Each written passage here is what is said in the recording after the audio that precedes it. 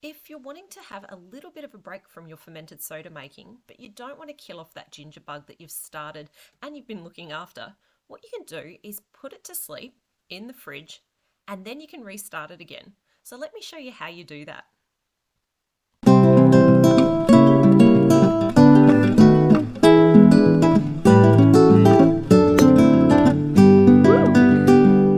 G'day there, it's Rachel here from Bush Edge Homesteading Australia, and I need to make a bit more fermented soda, and I've kind of been taking a little bit of a break between making my fermented sodas. So that means I've had my ginger bug here sitting in the fridge, which is what you do when you want to slow down the fermentation of your ginger bug and take a little bit of a break in your fermented soda making. But because I need to make some fermented soda, I need to get this guy active again. So what I'm going to do is grab it out of the fridge and I'm going to show you how I reactivate so I can get all that wonderful yeast and bacteria active again so I can make myself some more fermented soda. First thing I'm going to do is just pop it on the bench for a while because that is all really cold at the moment. And what I want to do is let that come up to room temperature. Now that our ginger bug has come up to room temperature, it's time to start refreshing it. The first thing I want to do is actually take out a little bit of the ginger that you can see in here, because you can see that there's a lot of ginger that is now built up. I did leave that in while it was in the fridge because it's going to continue to infuse a lot of that nice gingery flavour into the liquid, but it is kind of spent now. It's done its thing, and what I want to do is get some nice fresh ginger in today, and that'll really help with kind of kick-starting that bacterial and yeast activity again. So step one is to take out some of this ginger. So let's get this open. And the way that I'm going to go about doing that is just to use a fork, and I'm going to scoop some of that out. But I don't want to waste the ginger, and that's where this little bag here comes into play. This is a bag I keep in the freezer, and this is where I pop my ginger scraps. And you can see that there's some frozen ginger that I've taken out previously. There's no waste. So let's open it up and pop in some of this ginger. And I'm not going to grab all of it, but just enough so that there's, a good amount of liquid in here and it's not overfilled with the amount of ginger that we have at the moment. You want it to be more liquid than solid.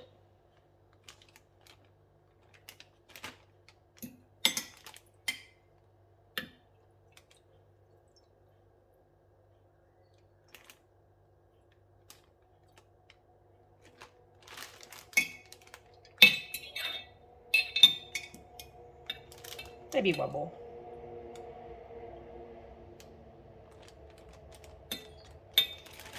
And then that just gets sealed back up and that'll go back into the freezer.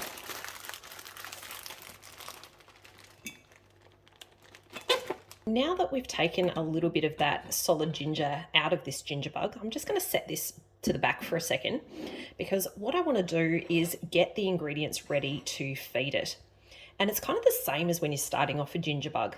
You need some ginger, and with your ginger, you want it to be the fresher, the better. You also want to make sure you're leaving the skin on so it's got all that wonderful yeast and bacteria that's going to go into your ginger bug. And they're those goodies that will actually eat those sugars and cause that fermentation. So that's why we want to leave that skin on. So you've got your ginger that's going to go in, and we'll grate that in a second. And we've also got our sugar, and that's going to go in as well. And what we're looking for to restart this is about 2 tablespoons of each of these. So let's get our ginger all grated up.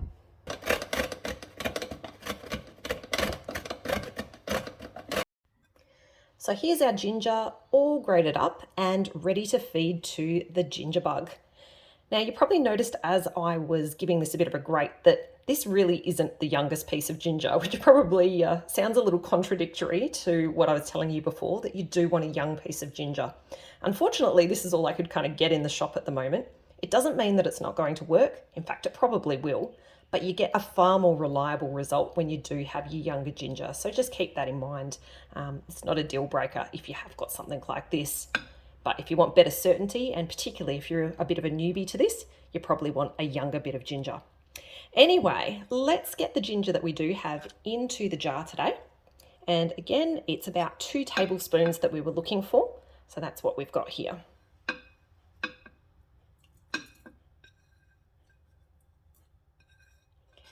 And even though we say 2 tablespoons, it doesn't have to be exact. It's not like your canning recipes where for food safety you need to have an exact amount. So there we go, that is our ginger in. The next thing we want to do is put in a couple of tablespoons of our sugar. So let's move that one over a bit and let's get some sugar in. There's 1 and 2.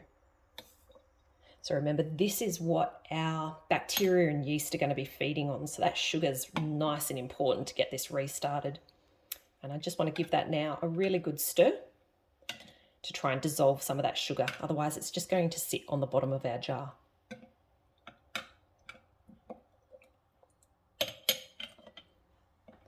You're probably noticing, even as I'm giving that a bit of a stir now, there's quite a few bubbles in there.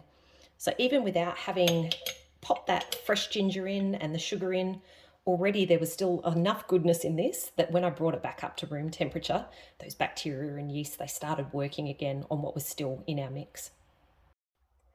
The next thing I want to do is just add a bit of water into my ginger bug, just to kind of replenish and also get enough volume of ginger bug in here for the soda projects that I have in mind.